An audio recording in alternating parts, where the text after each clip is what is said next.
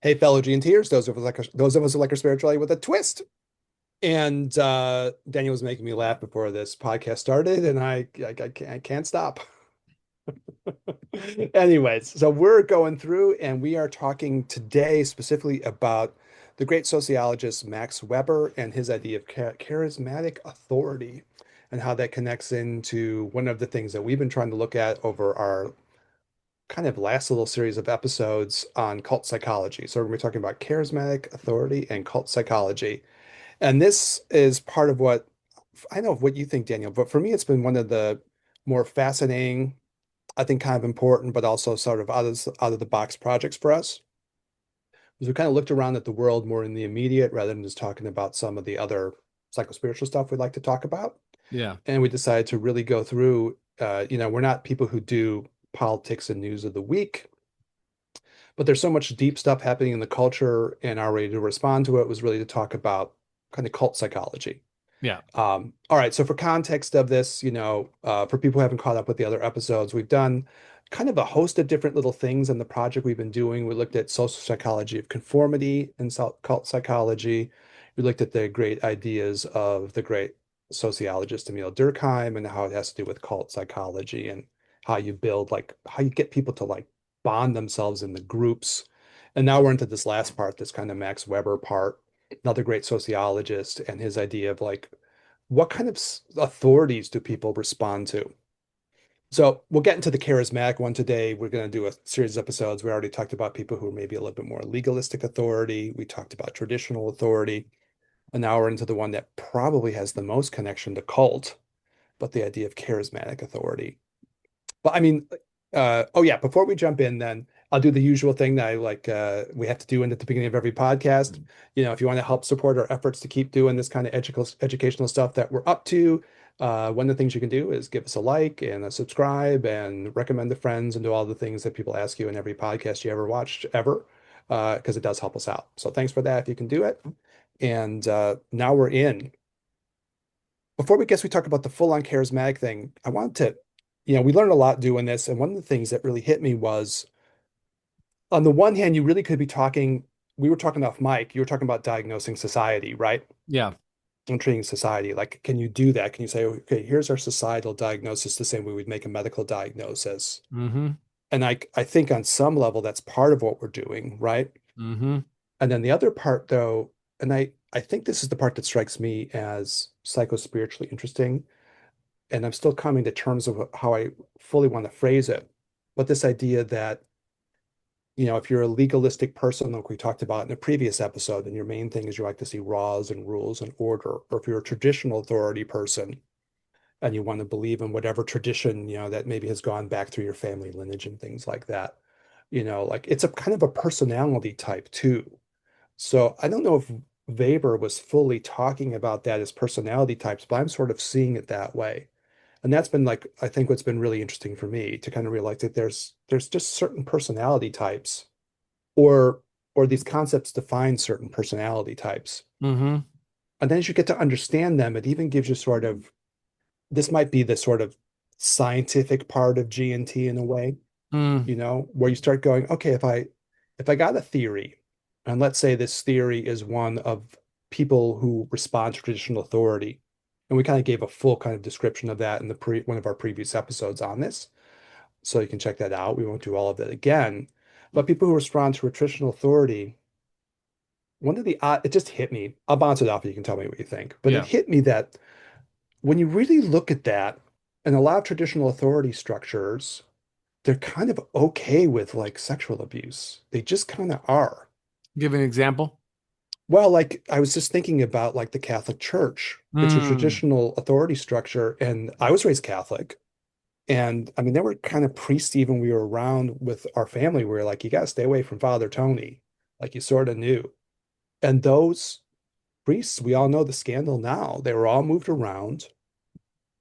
And then eventually, what happened? Really nothing, And it wasn't like there was a violent reaction to people who were members of that church. I don't belong to it anymore. My uncle was a deacon. I respect my uncle. I don't have anything against anyone's religion, you know, but it's odd. And I was thinking that's really true. And we happen to be recording this in the midst where the Epstein scandal has been unfolding over these last few weeks. Yeah. And I was going, well, if that's true, if this is like, if this model, quote unquote, is true, and this is what traditional authority is like, well, then probably people who are traditional authority people will just come to terms with the fact that there's been this potential history of abuse, and they'll just kind of like, okay, cool, and then they'll probably just die out and disappear. Even as much as you could say that cognitive dissonance, one of the other big psych ideas, might make you do that, and probably cognitive dissonance has something to do with this. But I was like, that's just odd, you know? And you can come up with lots of examples like this where there's like sexual abuse scandals in traditional authority structures, and people are like, okay, and they just kind of disappear. And I thought, okay, well, if this model's true, then that'll be my prediction. The people who are traditional authority people, they'll probably let this go And because maybe it's kind of a diagnostic thing. maybe even a Wild. bit more inclusive. I mean, yes, sexual scandals as a Hmm. specific example, but maybe even more inclusive. They're okay with people being taken advantage of. Yeah, scandals within their community and people being They're taken like advantage that's of. okay.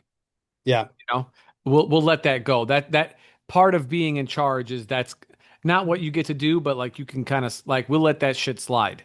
You know? well, in order to like save the tradition, we'll turn a blind eye.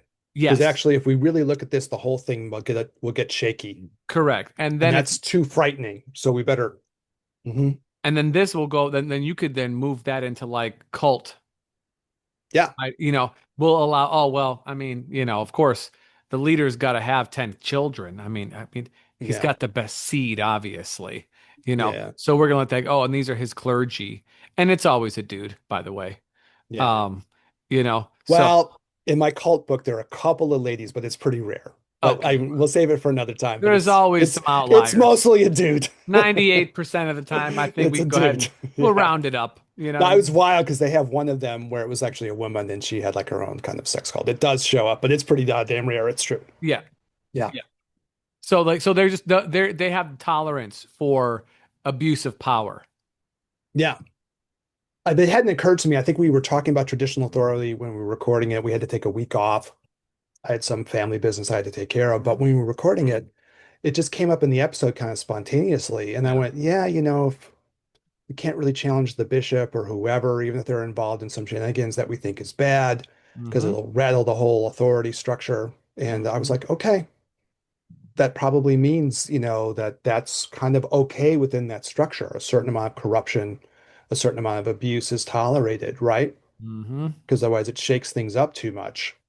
And then it opens up to the ability that you can predict. It might be the part of me that was like a psychologist back in the day in a research side. Mm-hmm. I mean, to the extent that this is true, we didn't talk for a couple of weeks, but I did kind of try to investigate the Epstein thing more deeply. We won't talk about it now, but I mean, I think there's not just smoke. There's like fire and shit. Like there's corruption there for sure. If Oh you decide to yes. go down the rabbit hole and really look at it, and it like goes out everywhere. It's not one party or another party. There's corruption Yeah. for sure. And if you just on a human level, you would think, okay, I want to see that outed and cleaned up, you know, outside of any partisanship, Correct. right? Yes. Like, Yeah. yeah, just because there's victims who were abused and you want to break up things who might also be out potentially abusing other people, Correct. right? Like you want to bust that up.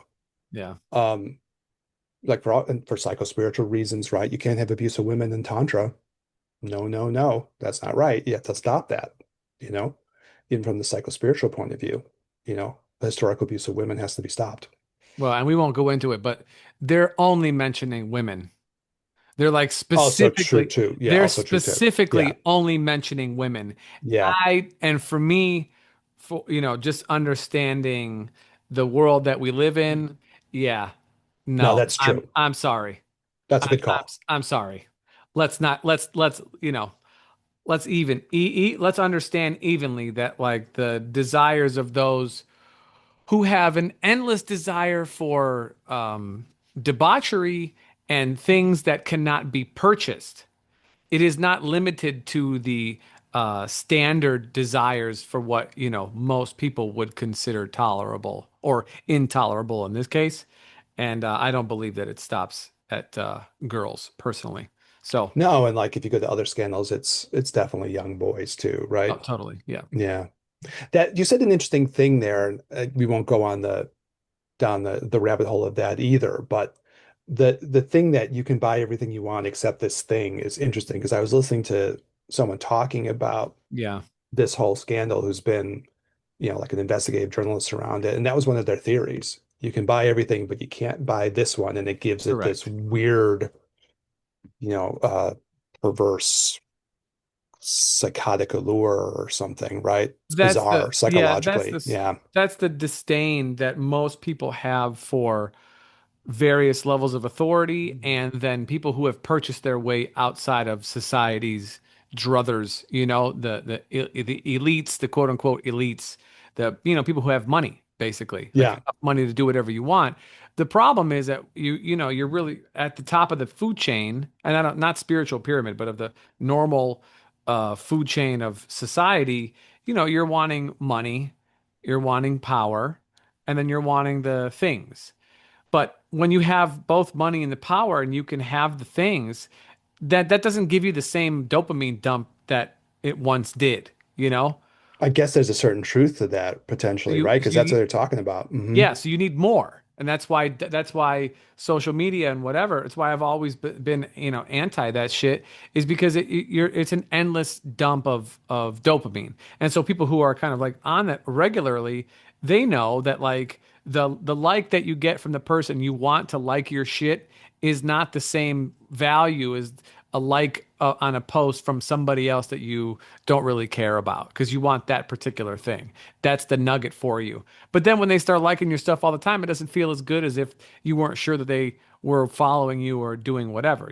Same thing when people are able to purchase whatever they want, that doesn't have the same dopamine hit. If I could buy any car that I want as much as I want, what does it matter if I buy a Ferrari or a Bugatti or a McLaren or whatever? That doesn't matter. I want something that's one of one, or one of five. Now I'm the only one. Now I'm special. And notice I'm saying me. I'm special. My ego needs to feel identified very clearly, special, unique, one of one. Okay. But then how does that extends then to other experiences? And so these experiences only become more and more rare. So people want to have experiences, and when you're outside of like the moral code that most people follow because you believe yourself to be, special, the rules don't apply anymore. They should, but they don't because you feel yourself to be better than. And that is and let's let that lead us into our discussion of the, you A know, charismatic authority yeah, flows out of charismatic that, authority, right? because that Does is flow out of that. inherently part of that. I mean, and it's been that way. When you give the definition of it, people will see it's been this way for, I mean, since these types of figures have been in power, this has always come along with it. Well, it's a fascinating thing. Okay, so this is Max Weber, right? This is our educational part of the podcast, Yeah. right? Yeah. We're trying to like cover some of the great thoughts about these subject matters that we're wrestling with. Hopefully, we'll all benefit from it. So, context, Weber has this idea that there's these different types of authority and they sort of clash with one another. So Hmm. your legalistic, rational people will have a certain, or that type of authority will have a certain modus operandi, you might say, right? Certain ideals, certain vision of how things are supposed to be. Traditional authority people are different. We did episodes on those. Now we're in this charismatic one, right? And they have a certain intrinsic clash. So that's something to explore too, right?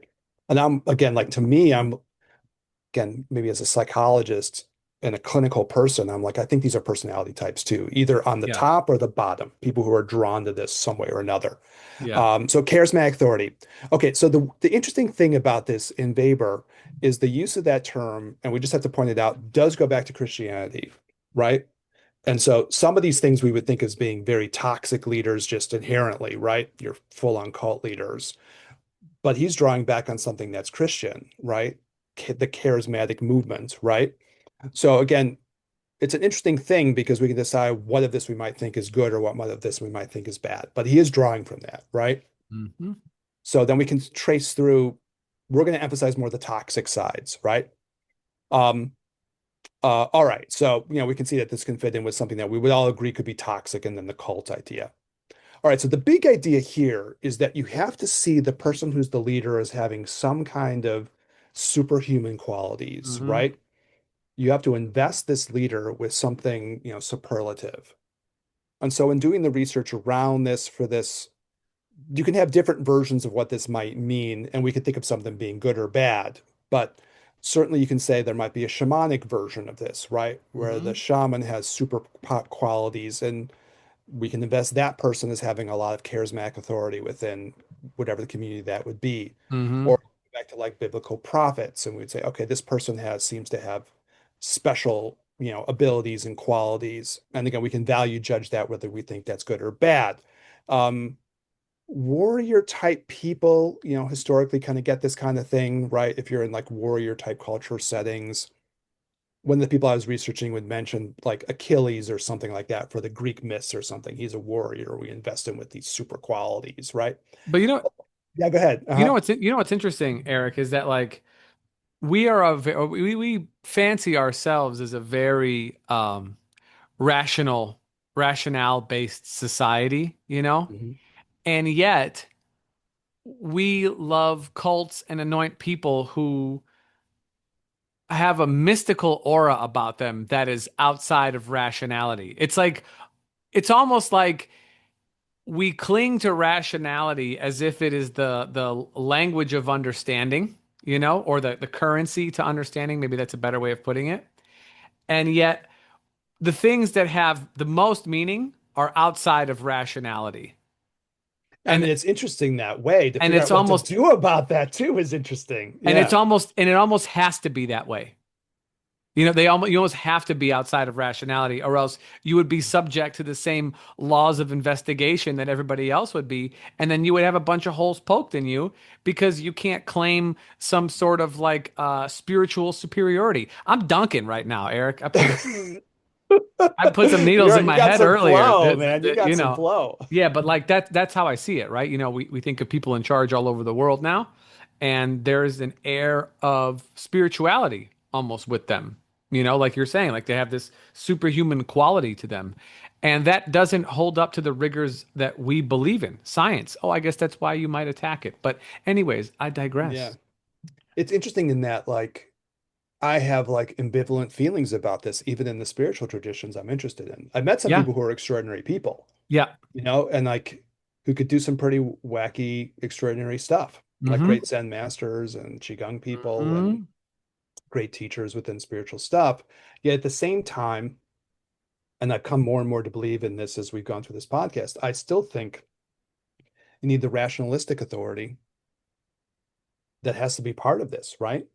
Like I'm wary of the idea of like I'm just going to imbue this spiritual figure, even on a personal level, with all of this stuff. I don't know Yeah. if that's entirely healthy. Even in the traditions that I like, I'm ambivalent about that. I'm not sure if it's good, you Yeah. know. And I'm not going to call out anyone in particular, but I think that's part of the draw for me of like the Dalai Lama tradition to an extent because it's very rationalistic on some level, right? Yeah. It isn't just here's this extraordinary person and we should all follow them just because they show some extraordinary qualities. I'm suspicious of that. I don't know if it's always good. So I mean, even in myself, I wrestle with that, Yeah. And then when I was thinking about these different kinds of authorities, I was like, yeah, there has to be something that's rationalistic. And we like that quote from the Buddha where he goes like, don't just believe it because I said it, Yeah. test it. Like as if I was selling you some gold, Mhm. and you wouldn't just take my word for it.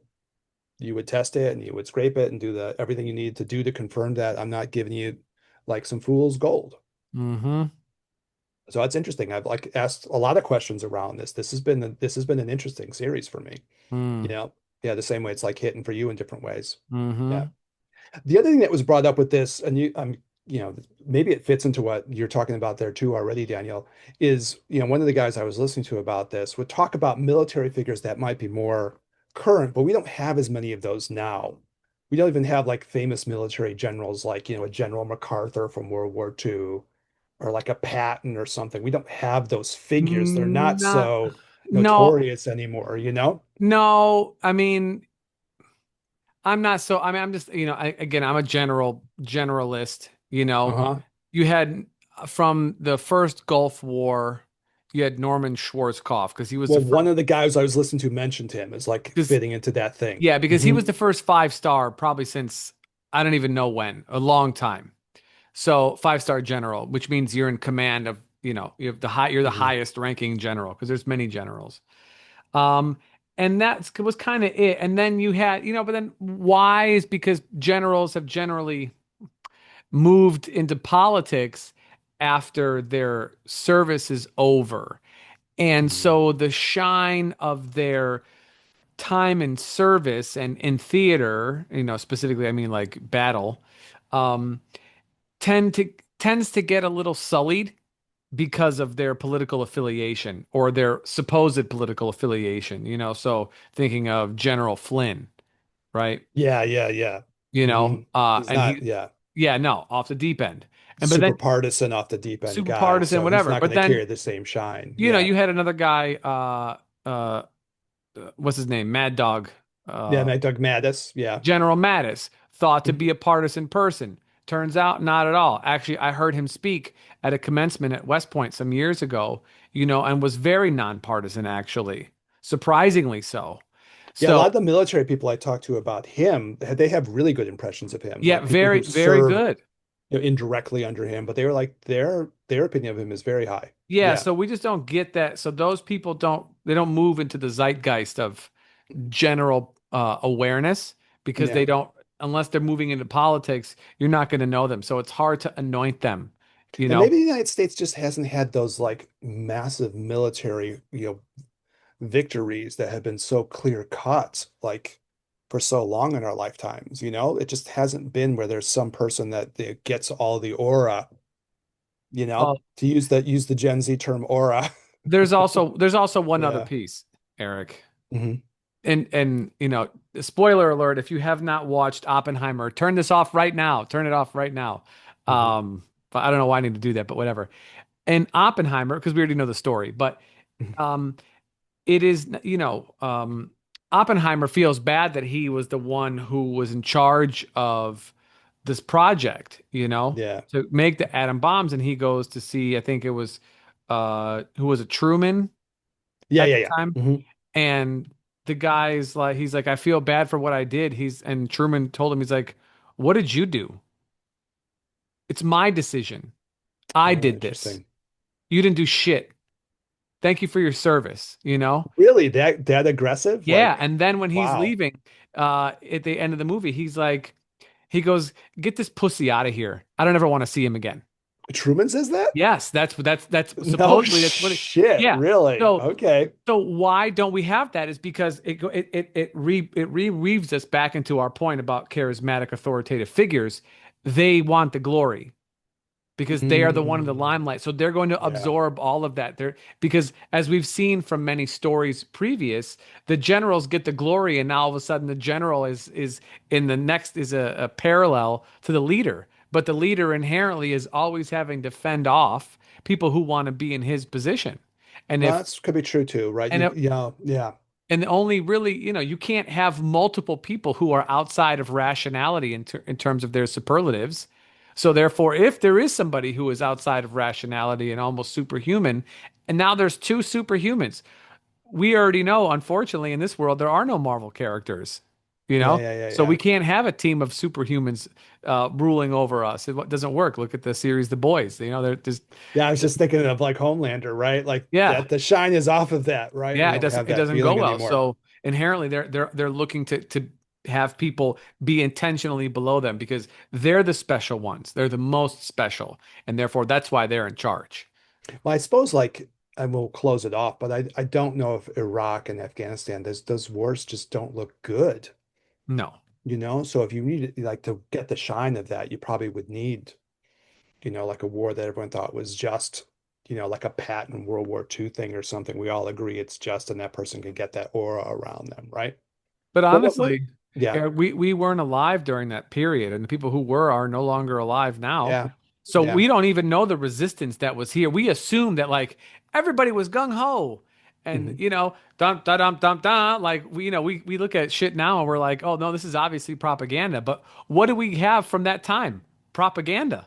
Yeah, That's it's what going to be propaganda survives. one way or the other. But like Eisenhower got elected president, I watched movies, with my dad about this military general that, Yeah. the MacArthur movie or the the Patton movie.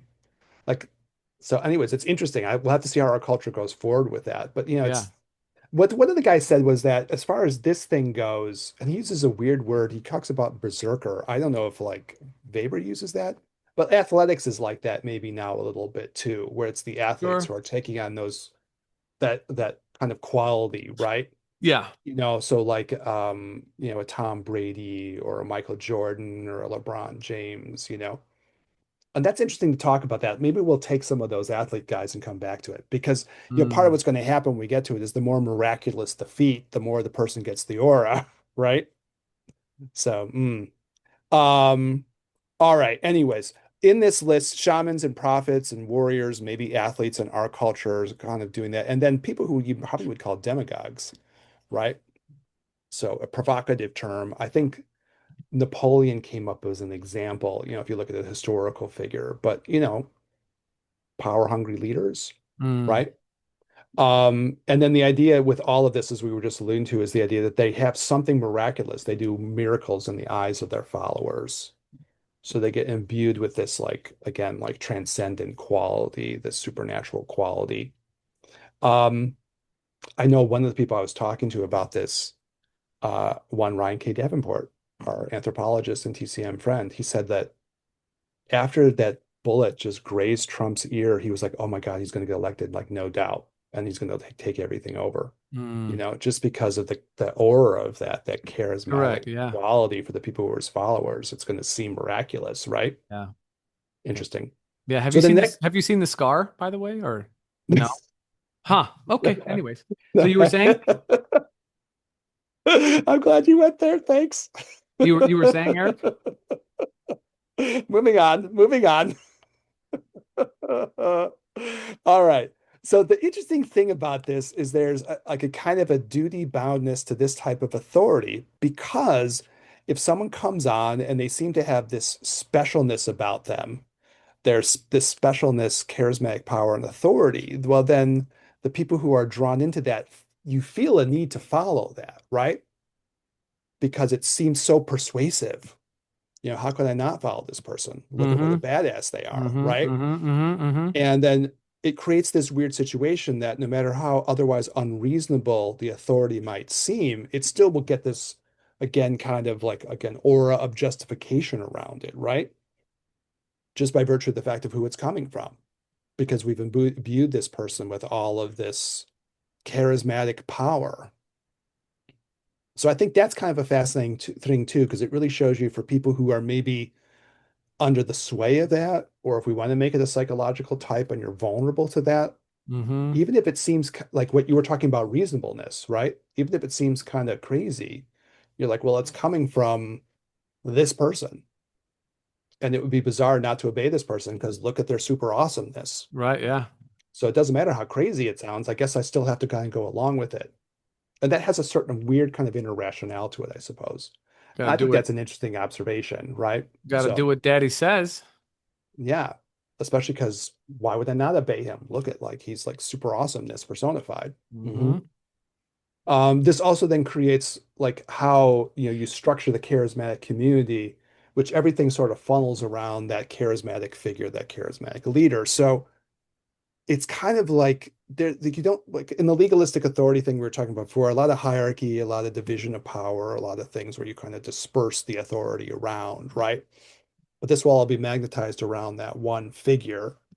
And that means that anyone who's like around that figure in any position around them is going to have just that figure as the focal point, and it sort of all funnels through that one person.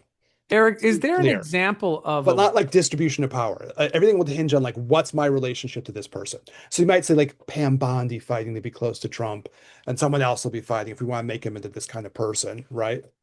I think there's something else describes him better, but everyone's going to be jockeying for how they are relative to that person. is there ever is there an example of a woman in this type of position, in this charismatic, authoritative position that you're from? I can't think of. I'm trying to think.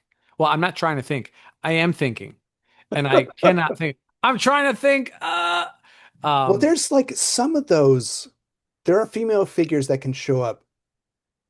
I know, I'm like thinking the things that immediately pop to mind are women who are figures from other cultures almost. sure, Like so but I've been that are I've been of around like this. female figures who are spiritual leaders who obviously have big followings. I don't know how to judge whether they're good or bad, corrupt or not corrupt. I think you can get that in some other cultures, but it might be hard in our culture because it is so patriarchal. It might be harder for women to take Well, on that that's what role. I'm saying.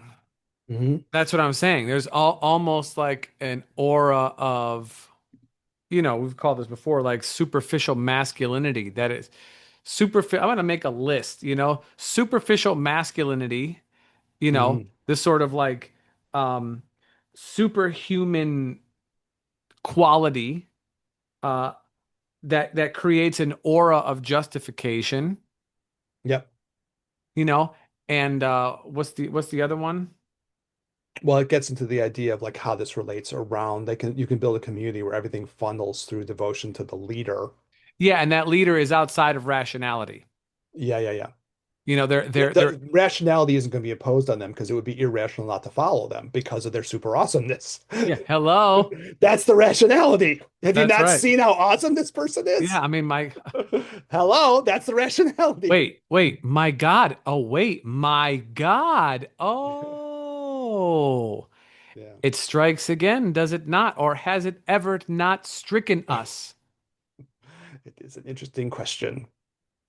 But I mean, I wasn't thinking about in the context you were bringing up, but when you really make it that way, even the figures who get a lot of TLC in American culture, they're not imbued with this superhuman quality. I don't think so. I can't think of any political leaders who got this kind of shit going on. No? And I can't think of any, even like, like your Taylor Swifts or your Beyoncés. Does anyone imbue them with this kind of thing? I don't think so.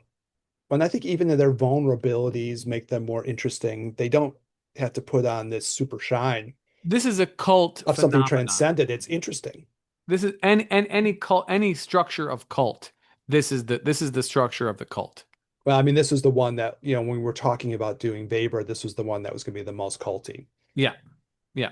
And so anything that feels culty, this is why it feels culty.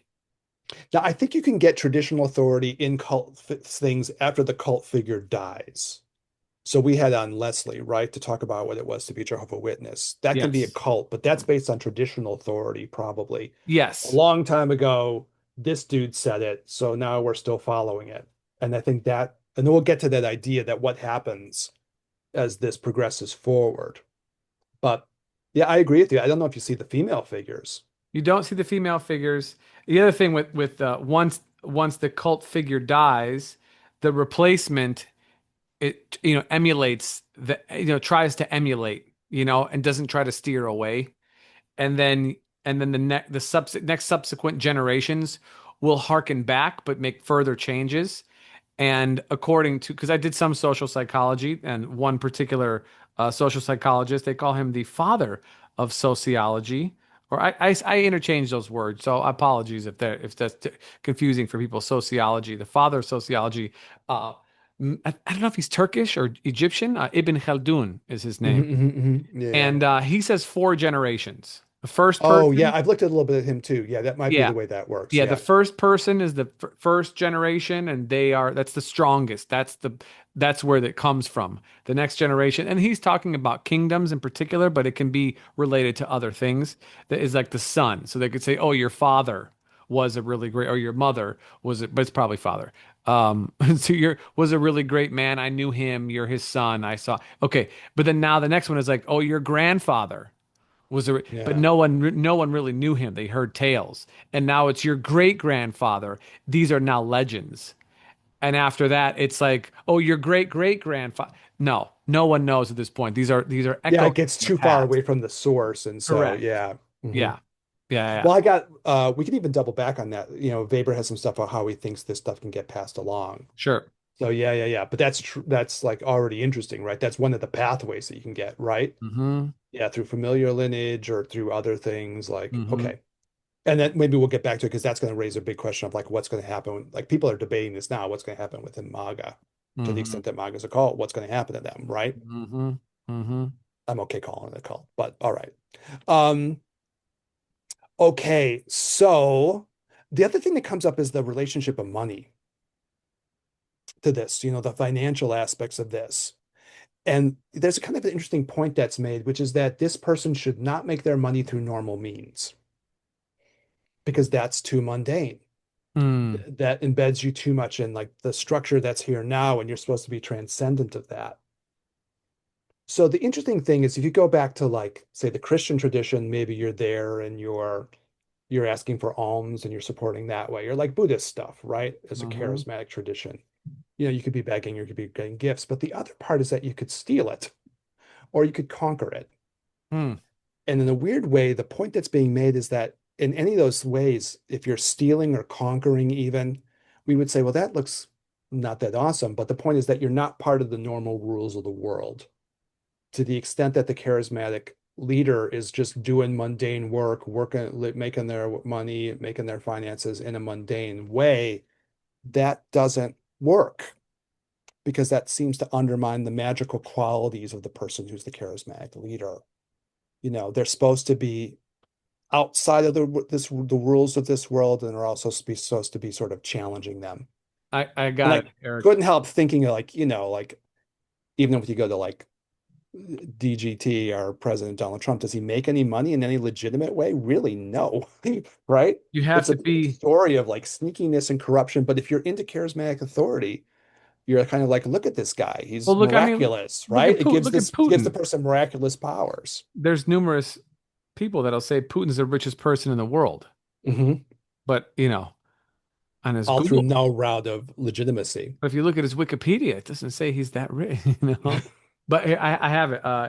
Uh-huh. They're necessarily extraordinary. Yeah, I think that's right. And if the person made their money through some normal humdrum way, they wouldn't seem this awesome. Oh, Yeah, but if they're like, wow, look at this guy's able to amass all this fucking money through whatever the thing is. Of course, people like Jesus and Buddha aren't amassing tons of money. Those are oh, different figures. boo. What about the prosperity gospel? What about the That's right. prosperity gospel?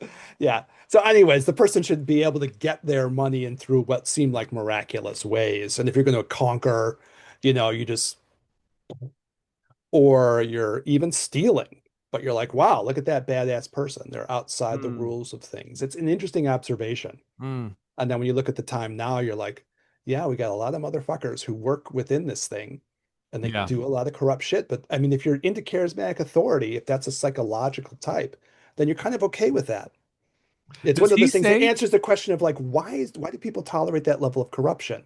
But that's a legalistic, rationalistic point, right? You're like, this motherfucker shouldn't be allowed to be so corrupt. But if you're charismatic and you follow that person, you're like, look at him. He's amazing. Yeah. Yeah. Anyways, does he say what? I'm sorry, I didn't mean to cut you off on Does that. he say who might be attracted to these types of authority, or he's just giving descriptions of authoritative uh, people, and then we are left to sort of decipher that based on our own experience? I think what I find fascinating about it is that it seems to me to be a statement about like what a group might be like. Mm. But I think it's psychologically interesting, like as we were talking about earlier, to think, okay, what kind of people are drawn to this kind of stuff? Because this is a personality type then, who can be drawn to these kinds of things. And that I find really interesting. I don't know if he's fully saying that. I don't want to claim more expert on Weber than what I am, but like certainly one of my reactions to this and like kind of filtering through him is like, yeah, this sounds like, especially when you look at America, because it's diverse enough. And you can almost start to go like, oh, that's a legalistic, rationalistic person. Mm. Oh, that's a traditionalist person. That's a probably someone who's drawn to charismatic figures. It almost ends up looking like it's probably a personality type test. Or at least Mm. I find it interesting to think that way. Does that make Mm. sense to you diagnostically? Yeah, I'm just thinking about it. I don't know if I have a clear answer in the moment, but it does seem like there's a tendency. We like to talk Hmm. about these words, tendencies and vulnerabilities, or personality type, archetype, whatever. Yeah, that Hmm. there is certain kinds of people that are going to be drawn towards certain things, and obviously this gets played out politically in voting blocks, people who identify as one, the other. Like they have this kind of like self-identifying distribution. Hmm. But I guess that question is like, why? That's really what I want. It's I want to it's know fascinating why. because if it is a personality type, then all this stuff sort of starts to fit. That's what I found fascinating. Because Like, why would a traditional authority person not be bothered by sexual abuse? But they're not. right. If that's a personality type, then you would really say, like I was talking about earlier, you would predict like, probably this Epstein thing would just eventually like, it's okay. Because it's just a personality type. There's something intriguing to me about that. Or why is people not bothered by corruption within their charismatic leader? Because this only adds to their aura. And it's not like, anybody who's, pro MAGA is some kind of like right-wing evangelical. That's not the case. It's not true. I mean, yeah, that they might be a part of that coalition, but that's more than them. So we can't say, oh, the religious component is the thing. No, there's plenty of non-religious No, I, people. I honestly, when looking at that part, I was laughing because obviously there's a part of Christian nationalists that are in MAGA, but you're Of making a different course. point almost. Yeah, You're yeah, yeah, basically yeah. saying, like, I don't think all of MAGA is Christian nationalists. I think there are traditional authority people who are in that, Yeah. and they're looking at him to like kind of like, provide elements of their traditional authority needs. And probably some of that is even a little bit strategic, okay, we're not totally into him, but okay, you But then know. even but But then then I think there's another part that is drawn to like a charismatic thing, and that's a different kind of vibe within what makes up MAGA. That's how I'm analyzing it. yeah, but then we not everything doesn't revolve around, you know, political things because people have regular lives that are Yeah, not political. People, leaders of churches, CEOs of companies, the kind of characteristics that get imbued upon these people oftentimes are not rational. Sometimes they are, but often they're not. And no, they're really not. Yeah, it's right. true. And so I just wanted to kind of like, bring it down to like a little bit more of a ground level. I don't know to what extent it's a personality type. If like you're into like hero worshiping, like we come from Chicago, so like Ditka, Mike Ditka, or whoever the sports figure is, are you a little bit more vulnerable to hero worshiping someone in the political sphere? I don't know. Maybe.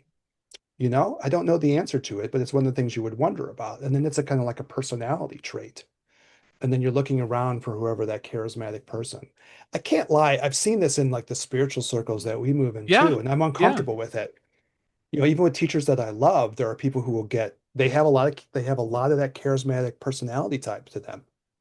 And I've been like uncomfortable a little bit. Yeah. Like I don't want to be the charismatic authority space because I think it undermines your ability to grow on some level, Hmm. right? If I'm going to imbue this person. But I've seen, I can't lie. I've seen, even with teachers I respect, I've seen students do this. And, Can't lie. It's true.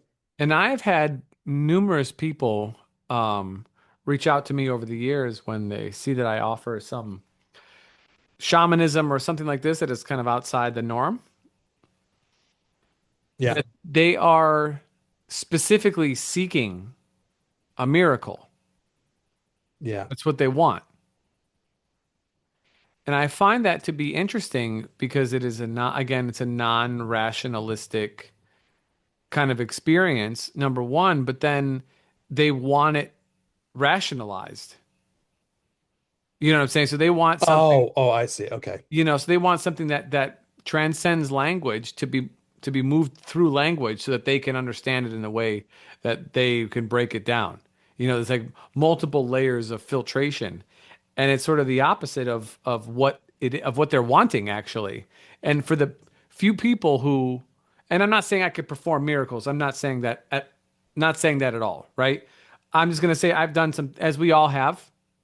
Everybody's done some wild things in their life, whatever. Hmm. Hmm. But I've done some very interesting things in terms of working with people and whatnot. The handful of times, or more than a handful, but the handful of times that I'm thinking about right now that I've done something that transcends rationality for somebody, it's it's been too much for them. Even though they sought that, it's been too much. And I've never seen them again. This happens numerous times. So I don't really do it too much anymore because I don't, it's not, well, not to be weird, but it's not good for business. But like, but from the compassionate perspective, I don't even know if it's good for their process overall because then the curiosity for whatever path that was providing them to search and to question and whatever is just finished in a moment. Obviously it took many moments to get to that moment, but after that it sort of, loses its power. So I don't know. The whole thing is just very interesting. But a reason why I bring that up is because in order for someone to seek a miracle or seek something like that transcends rationality, they have to believe that somebody can transcend rationality themselves. And so they imbue upon them this kind of superhuman quality, at least for the time at which that person is performing said miracle. Because if they don't, withhold or suspend judgment or withhold disbelief, it's not possible.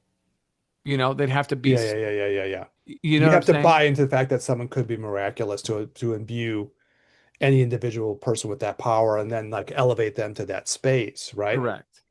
Correct. I the other part you're bringing up is like is I've been trying to work through this for myself and people who are listening will all have our own thoughts about this stuff. I've been Yeah. like, well, I don't even know where if I want to say these are different like sort of ways of looking at the world, right? Mm. I don't know if I completely understand always where these things come from. I've listened to people talk like, let's say someone's going to be in MAGA, why are they doing that? And I'm like, I don't know if that's clear to me. And that probably isn't one answer for, for the different groups of people we're talking about. But for this, I can get like, okay, yeah, there's different personality types and what are they like? And this, again, does help to explain things, Hmm. to me. Like, why is for the people who believe in the charismatic authority, let's say of someone like a Trump, why is his corruption okay? Well, of course it's okay because that just adds to like his aura of miraculousness, right? That he's able to accumulate all this stuff, transcending the normal means of how mundane people have to get their way through the world. It adds to the hype. Mm. Mm. Hmm. All right. Well, we'll wrap it up for today. I know we got a couple of minutes left. If you're okay recording, you cool for a few more minutes? Yeah, yeah, 2, 3. All right. Well, it might take us a little bit longer with this, but let's see what we can end up with this. Um, Let's call it. You want to break it? Yeah, we'll Okay. break it. Yeah, Maybe we'll break we'll it. do, since charismatic authority is one of our main ones, maybe we'll just do a mini episode next time and we'll finish this stuff up because there's a few more things to say about Okay. it. All right. All Well, right. cool. That sounds like a plan. Yep. Interesting. Thanks, Yep. Daniel. Yeah, Yeah, no, no, no. thought-provoking. Yeah, thanks for doing it. Yeah, I mean it's good. We've been working towards this for quite some time and I imagine we're getting close to a pausing point for this period of Hmm. investigation. Yeah. So everybody, so if you're tuning in at this point in the episode, your attention span is in the top 5% of humanity, immemorial. Mm. Um, and I read a couple pages of a book earlier, so my vocabulary is on fleek this evening.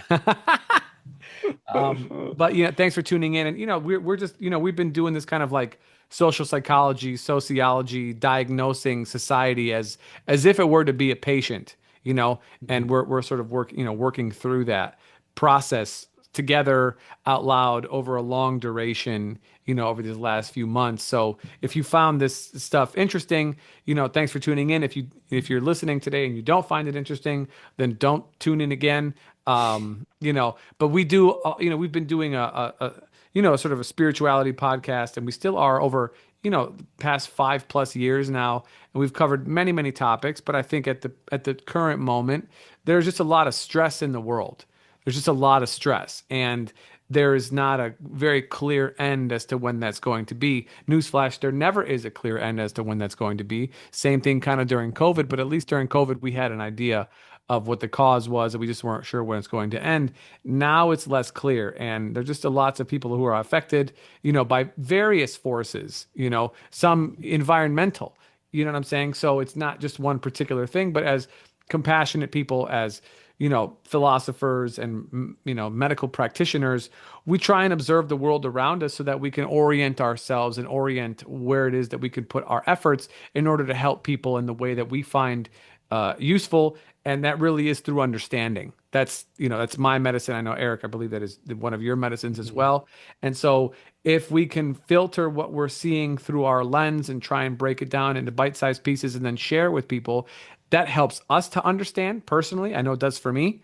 Um, and then when we get feedback from people at ginandtantra@gmail.com or in the comment section of this video, or you could hit us up on the gram, the Gin and Tantra podcast, it helps us to further understand what people are taking from what we're giving. So please feel free to hit us up, share our work, like, comment, subscribe, do your thing. We appreciate everybody tuning in, whether it's your first or your thousandth episode or, whatever. We love having you guys here with us. Eric, It's always a pleasure, my friend. I learn so much every time, and I hope to continue Yeah. to do so moving forward.